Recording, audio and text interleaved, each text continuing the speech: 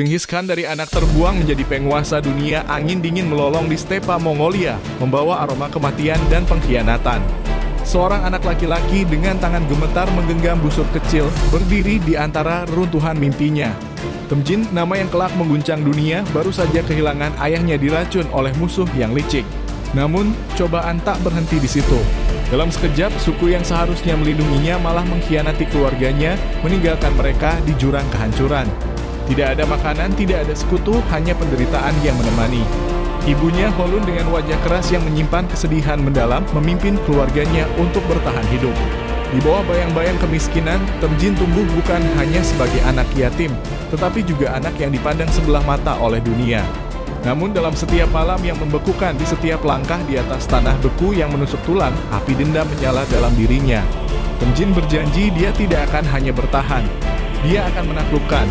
Bangkit dari kegelapan, kisah kebangkitannya dimulai dengan pengkhianatan lain temannya sendiri, Jamukha, yang pernah bersumpah setia, kini menjadi musuh paling berbahaya. Pertempuran demi pertempuran mereka adalah cerita tentang darah dan strategi. Temujin tidak hanya menggunakan pedang, ia menggunakan pikiran yang tajam seperti baja. Ia merevolusi taktik perang, menyatukan suku-suku yang sebelumnya terpecah dan saling bermusuhan. Temujin memahami bahwa kekuatan sejati tidak hanya berasal dari otot, tetapi dari persatuan. Ia menawarkan sesuatu yang belum pernah didengar oleh suku-suku Mongolia, aturan dan ketertiban. Para pemimpin tunduk kepadanya bukan hanya karena takut, tetapi karena mereka melihat visi besar yang ia tawarkan, kekaisaran yang tidak hanya kuat, tetapi juga terorganisir.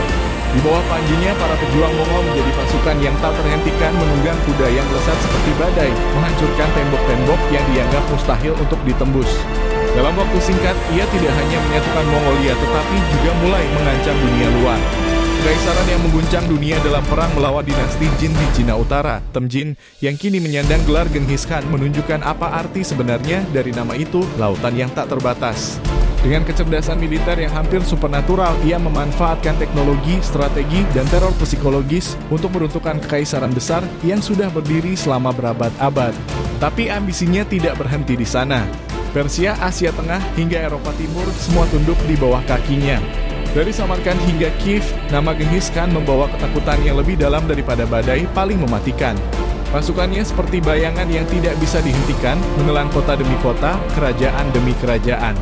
Namun di balik kekejamannya, ia juga membangun sesuatu yang luar biasa. Genghis Khan menciptakan sistem perdagangan terbesar dunia pada masanya, menyatukan timur dan barat melalui jalur sutra.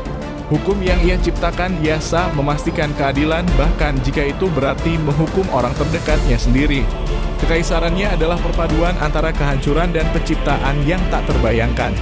Tetapi siapa sangka sang penakluk dunia tidak mati dalam pertempuran heroik seperti yang dibayangkan banyak orang.